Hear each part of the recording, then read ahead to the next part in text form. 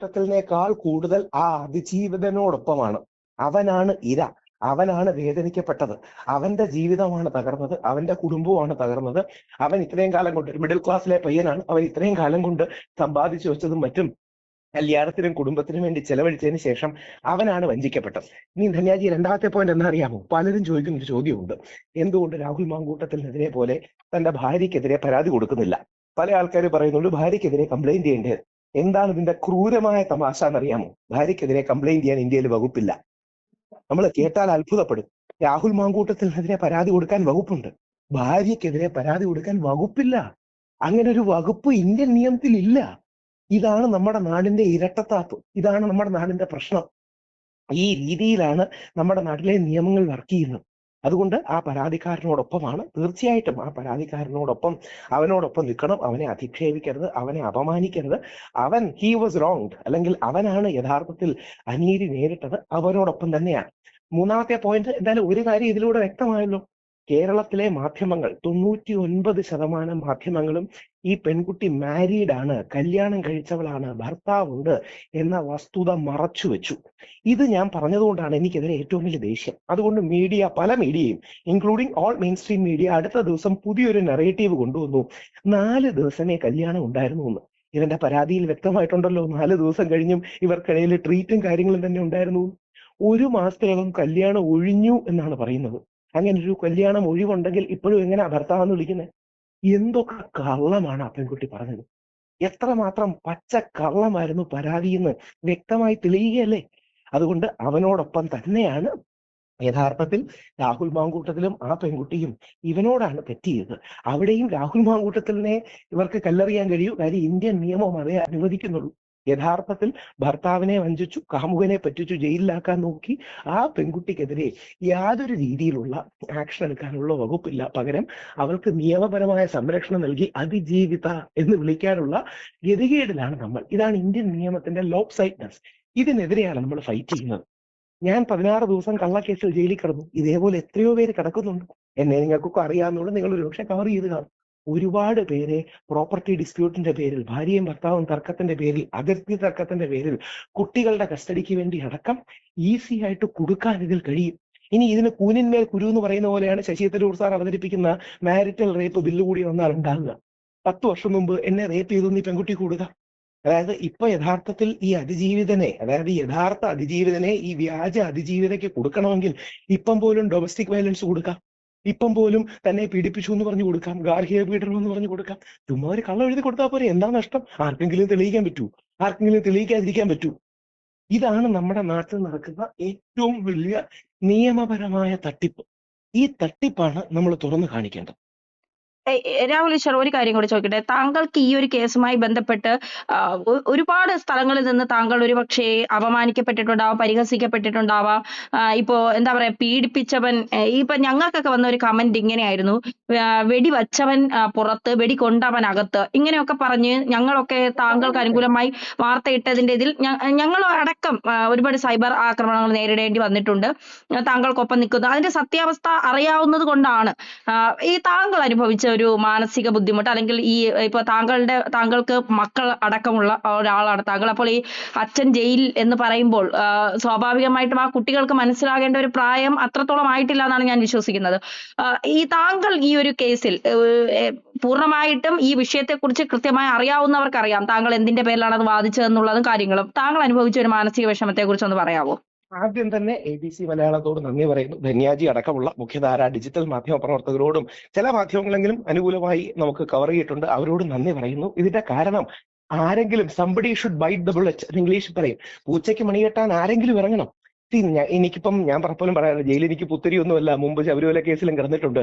അങ്ങനെ 3 തവണ എന്നെ പിണറായി പോലീസ് അറസ്റ്റ് ചെയ്യുകയും അന്നും ജയിലിൽ നിരാഹാരവും മറ്റും കിടന്നു.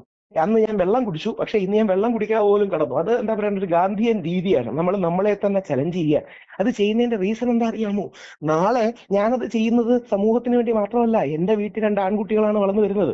അവന് നാളെ +1നോ +2നോ കോളേജിലോ പഠിക്കുമ്പോൾ ഒരു അഫയർ ഉണ്ടാകുമ്പോൾ പെൺവീട്ടുകാർ അവനെ കൊടുക്കാനായി വ്യാജ പോക്സോ കൊടുക്കരുത്. അല്ലെങ്കിൽ അവന് നാളെ ഒരു റിലേഷൻഷിപ്പ് ഉണ്ടാകുമ്പോൾ ആ പെൺകുട്ടി അവനെതിരെ വിവാഹ വാഗ്ദാനം നൽകി വഞ്ചിച്ചു എന്ന് പറഞ്ഞ് കള്ളപ്പരാതി കൊടുക്കരുത്. ഇതിനൊരു സെൻസ് ഓഫ് ബാലൻസ് വേണം. അതുകൊണ്ട് എനിക്ക് 16 ദിവസം കിടത്തിയത് അന്യായമാണെന്ന് എല്ലാവർക്കും അറിയാം. കാര്യം എനിക്ക് സ്റ്റേഷൻ ജാമ്യം തന്നു വിടാം, നോട്ടീസ് തരാതെയാണ് അറസ്റ്റ് ചെയ്തത്, നോട്ടീസ് തന്നു എന്ന് കോടതി കള്ളം പറഞ്ഞു. അത് ആ ഇലക്ഷന് വേണ്ടി ചെയ്യുന്നതാണ്. അതായത് UDFന്റെ പ്രധാന ഇലക്ഷൻ പ്ലാങ്ക് അല്ലെങ്കിൽ ഇലക്ഷൻ അജണ്ട എന്ന് പറഞ്ഞാൽ ശബരിമല സ്വർണ്ണക്കൊള്ളയായിരുന്നു. ആ പ്രതിരോധത്തിൽ പോയ CPM പകരം ഏതെങ്കിലും രീതിയിൽ ഒരു തിരിച്ച് അറ്റാക്കിന് വേണ്ടിയിട്ടാണ് സ്ത്രീ സുരക്ഷയും രാഹുൽ മാങ്കൂട്ടത്തിൽ ആ സ്ത്രീയെ കൊല്ലുമെന്ന് പോലും പറഞ്ഞു എന്ന് മുഖ്യമന്ത്രിയൊക്കെ കള്ളം പറയുന്നത്. അപ്പോ അവരുടെ ഇടതുപക്ഷത്തിന്റെ CPMന്റെ രാഷ്ട്രീയത്തിന് വേണ്ടിയാണ് ഇത് ചെയ്യുന്നത്. എനിക്കതിന് അവരോട് ദേഷ്യവുമില്ല. അങ്ങനെ ഒരു സിസ്റ്റം ഉണ്ട്, അതുകൊണ്ടാണ് മിസ്യൂസ് ചെയ്യാൻ സ്പേസ് ഉണ്ടാകുന്നത്. ആ സിസ്റ്റം നമ്മൾ മാറ്റണം. വ്യക്തിപരമായ വിരോധമോ പ്രതികാരമോ അല്ല, നമ്മുടെ സിസ്റ്റമിക് ആയിട്ടൊരു ഫോൾട്ടാണ്. പിന്നെ എന്റെ മോന് 8 വയസ്സാണ്. യഥാർത്ഥത്തിൽ എന്റെ മോൻ പറഞ്ഞൊരു കാര്യമാണ് എനിക്ക് ഏറ്റവും വലിയ ആവേശവും ഉത്തേജനവും ആയത്. നിരാഹാരം കിടക്കുമ്പോൾ എന്നെ മെഡിക്കൽ കോളേജ് സെല്ലിലേക്ക് കാണാൻ മകൻ വന്നിരുന്നു. അപ്പം മകൻ പറഞ്ഞൊരു കാര്യം എന്ന് പറഞ്ഞാൽ, അവന്റെ സ്കൂളിൽ teacher, social science teacher class എടുക്കുമ്പോൾ പറഞ്ഞു, when bad things happen to people, നിങ്ങളുടെ ചുറ്റുമുള്ളവർക്ക് നേരെ ബാഡ് തിങ്സ് അല്ലെങ്കിൽ ചീത്ത കാര്യങ്ങൾ സംഭവിക്കുമ്പോൾ നിങ്ങൾ എണീറ്റ് നിന്ന് ചോദ്യം ചെയ്യണം. യാഗൻ എന്നാണ് മോന്റെ പേര്, യാഗിന്റെ അച്ഛനെ പോലെ. ഇതാണ് നമ്മൾ നമ്മുടെ അടുത്ത തലമുറയ്ക്ക് ചെയ്തു കൊടുക്കാൻ പറ്റുന്നത്. ഇതിന്റെ പ്രശ്നം എന്താന്ന് പറഞ്ഞാലേ, ഈ പല ആൾക്കാരും ഗാലറിയിൽ ഇരുന്ന് കണി കാണുകയാണ്. ഞാൻ ABC ഇടുന്ന 2 വാർത്തകൾ കണ്ടു, വളരെ സ്ട്രോങ് ആയി സത്യം എന്താണെന്ന് ചൂണ്ടിക്കാണിച്ചുള്ള വാർത്തയാണ്. ഈ പല ആൾക്കാരും ഗാലറി ഇരുന്ന് കണി കണ്ട് അവർ അങ്ങോട്ടും ഇങ്ങോട്ടും കൂക്കി വിളിക്കുകയോ കൈയടിക്കുകയോ ചെയ്യുകയാണ്. ഞാൻ ഈ വർക്ക് ചെയ്യുന്നത് അവർക്ക് കൂടെ വേണ്ടിയാണ്.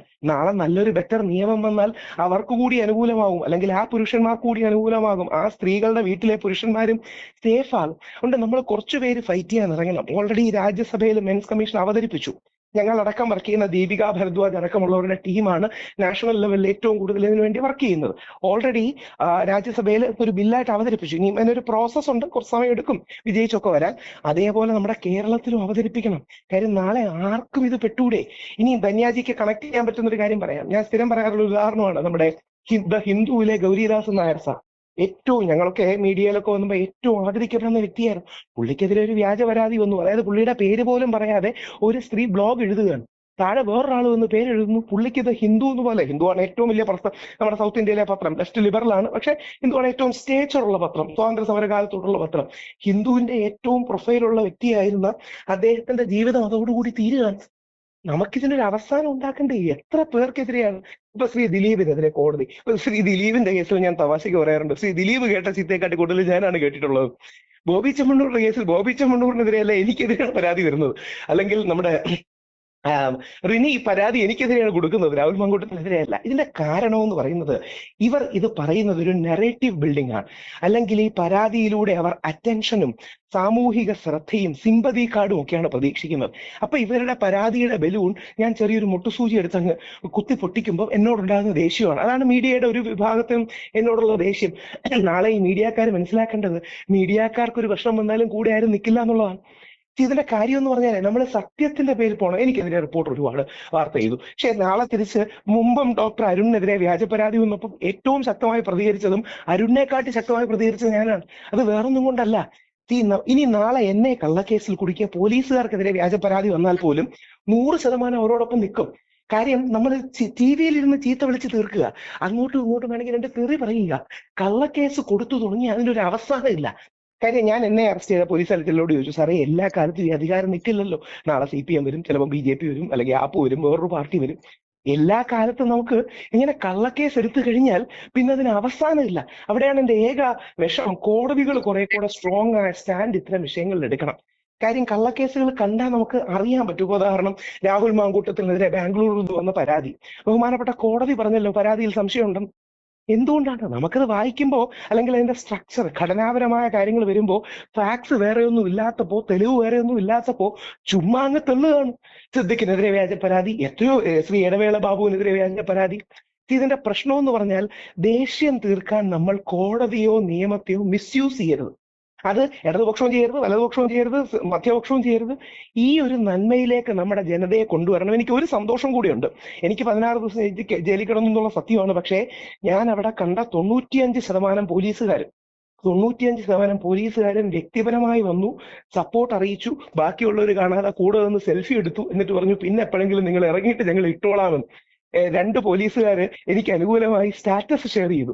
അവരെ വിളിച്ച് അവരുടെ മേലുദ്യോഗസ്ഥൻ പറഞ്ഞു, ചെയ്യുന്നതൊക്കെ കറക്റ്റാണ്, പക്ഷെ മാറ്റിക്കോ ഇല്ലെങ്കിൽ പ്രശ്നമാകും. എന്നെ വളരെ ഉന്നതനായ ഒരു പോലീസ് ഉദ്യോഗസ്ഥൻ സൈബർ സ്റ്റേഷനിൽ ഞാൻ അറസ്റ്റിലായി കിടക്കുമ്പോൾ എന്നെ വന്ന് കണ്ട് പറഞ്ഞു, നിങ്ങൾ ചെയ്യുന്നത് നല്ലതാണ്, പക്ഷെ കുറച്ചുകൂടെ ടോൺ ഡൗൺ ചെയ്യണം, പ്രത്യേകിച്ച് ഇലക്ഷന്റെ സമയം കൂടിയാണ്. ഇത് സിസ്റ്റത്തിൽ നിൽക്കുന്ന എല്ലാവർക്കും അറിയാം. ഞാൻ ഒരു കാര്യം കൂടെ പറയാം, ധന്യജിക്ക് കൊടുക്കാൻ കഴിയുന്ന കാര്യമാണ്. ഞാൻ അത്യാവശ്യം ഉന്നതനായ ഒരു ഉദ്യോഗസ്ഥനോട് വളരെ പാഷനേറ്റ് ആയിട്ട് വികാര നിർഭരനായി ആർഗ്യ ചെയ്യാണ്, സാറേ കള്ളക്കേസുകൾ ഒരു പ്രശ്നമാണ്. പുള്ളി ചിരിച്ചിട്ട് എന്നോട് പറഞ്ഞു, ഈശ്വരേ ഞങ്ങൾക്കത് അറിയില്ലേ, നിങ്ങളെക്കാട്ടി കൂടുതൽ ഞങ്ങൾക്കല്ലേ അത് അറിയാവുന്നത്, കാര്യം ഞങ്ങളല്ലേ ഞങ്ങളിലൂടെ അല്ലേ ഈ കള്ളക്കേസ് പോകുന്നത്. ഞാൻ പറഞ്ഞു, സാറേ അതിന് മാറ്റം വരണ്ടേ?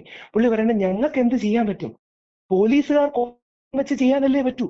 പകരം ഇത് നിയമപരമായി സാമൂഹികമായി മാറണം, അതിന് കോടതികളും നിയമ ഇടപെടണം. അങ്ങനെ നിയമസഭയിൽ ഇത്ര പേര് ഇരിപ്പുണ്ട്. ഇപ്പൊ നമ്മൾ ചെയ്യുന്ന എന്താ അറിയാമോ? എനിക്കിപ്പോ CPM വിരുദ്ധനാണ് ഞാൻ, പല വേദിയിലും എനിക്ക് പറയാൻ ഒരു മടിയില്ല.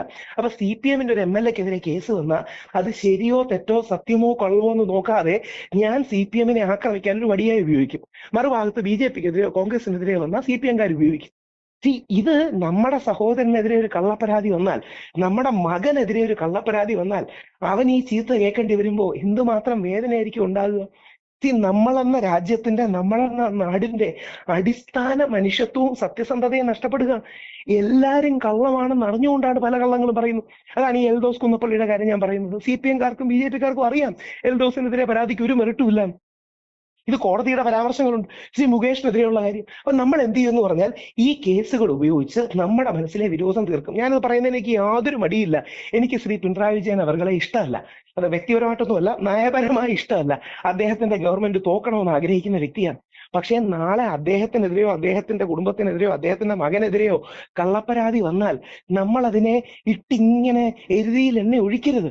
അദ്ദേഹത്തിനെ നയപരമായി ആക്രമിക്കണം. ശ്രീ പിണറായി വിജയന്റെ നയങ്ങൾ തെറ്റാണ്, വിശ്വാസികളോട് അദ്ദേഹത്തിന് ഒരു സ്നേഹവുമില്ല, വിശ്വാസികളെ അദ്ദേഹം വഞ്ചിച്ചു, ഇങ്ങനൊക്കെ പറഞ്ഞ് ആക്രമിക്കണം.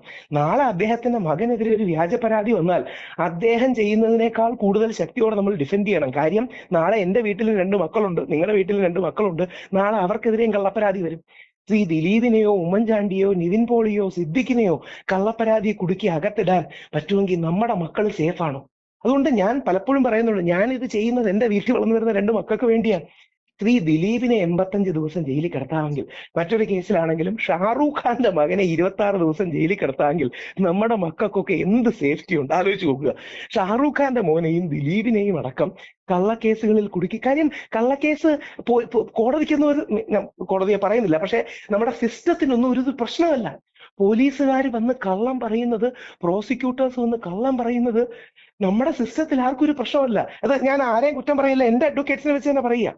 ഞാൻ എന്റെ അഡ്വക്കേറ്റിനോട് പറഞ്ഞു, ധന്യാജി ഒരുപക്ഷെ കേട്ട് കാണാം, ഞാൻ കോടതിയിൽ ശബ്ദം ഉയർത്തി സംസാരിച്ചു എന്നൊക്കെ, ഗാന്ധിജിയുടെ ചിത്രം എടുത്ത് മാറ്റണമെന്ന് പറഞ്ഞു എന്നൊക്കെ കോടതിയിൽ നാടകീയമായ രംഗങ്ങൾ ഉണ്ടായി. ഇതിന്റെ റീസൺ എന്ന് പറഞ്ഞാലേ അത്ര പച്ചക്കള്ളം, എവിഡന്റ് പച്ചക്കള്ളം പറയുമ്പോ ആർക്കും ഒരു പ്രശ്നമല്ല. കോടതിയിൽ സത്യം പറഞ്ഞില്ലെങ്കിൽ പിന്നെ എവിടെയാ നമ്മൾ സത്യം പറയുക? അപ്പോ ഏറ്റവും നല്ല വാദങ്ങൾ, ഏറ്റവും നല്ല കള്ളങ്ങൾ ഭംഗിയോടെ അട്ടിയടുക്കി പറയുന്നവൻ വിജയിക്കും എന്ന അവസ്ഥ നമ്മുടെ നിയമ സംവിധാനത്തിൽ മാറണം. ഇതിന്റെ പ്രശ്നം ഈ ബെയിൽ ഘട്ടത്തിൽ, അതാണ് നമ്മൾ മനസ്സിലാക്കേണ്ടത്. ഈ ബെയിലിന്റെ ഘട്ടത്തിൽ എന്ത് കള്ളവും പോലീസിന് പറയാം. തന്നെയാച്ചി ശ്രീ ദിലീപിന്റെ കേസ് കേട്ട് കാണും, വ്യാജ ഫോട്ടോഷോപ്പിന്റെ കാര്യം.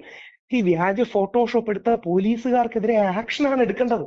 പക്ഷേ അവര് തെറ്റാന്ന് പറയാൻ പോലും ആരുടെ വായും മുതിരുന്നില്ല.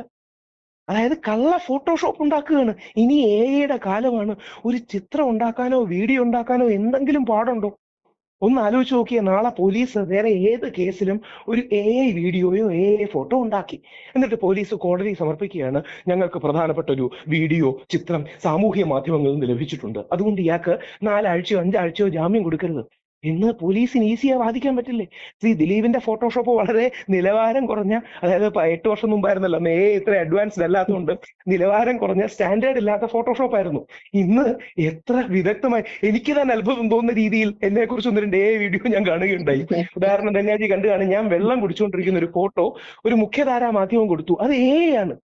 എനിക്ക് ഞെട്ടലുണ്ടായി. ഞാൻ വെള്ളം കുടിച്ചുകൊണ്ടിരിക്കുന്ന ഒരു ഫോട്ടോ കേരളത്തിലെ ഏറ്റവും വലിയ മാധ്യമം, അപ്പൊ ഏതാന്ന് മനസ്സിലായി കാണുമല്ലോ, അവര് ഫോട്ടോ കൊടുത്തു. എന്റെ വീട്ടുകാരെ വിശ്വസിച്ചു. നമ്മൾ അറിയില്ലല്ലോ, ഒരു പ്രമുഖ മാധ്യമം അങ്ങനെ ഒരു ഫോട്ടോ കൊടുക്കുകയാണെങ്കിൽ ശരിയാന്നല്ലേ കരുതും. അപ്പൊ നാളെ ഇത് പോലീസുകാർ എത്രമാത്രം മിസ്യൂസ് ചെയ്യും? ഈ അവസാനത്തിന് വേണ്ടി ഇത് അവയർനെസ്സിലൂടെ മാത്രമേ അവസാനിക്കൂ. അതോടൊപ്പം ലീഗൽ ആക്ഷൻ, അങ്ങനെ ചില ലീഗൽ ആക്ഷൻ നോക്കുന്നുണ്ട്. അതിന്റെ ഒരു ഭാഗമാണ് മെൻസ് കമ്മീഷൻ. ഓക്കെ, വളരെ നന്ദി രാഹുൽ ഈശ്വർ. Thank you.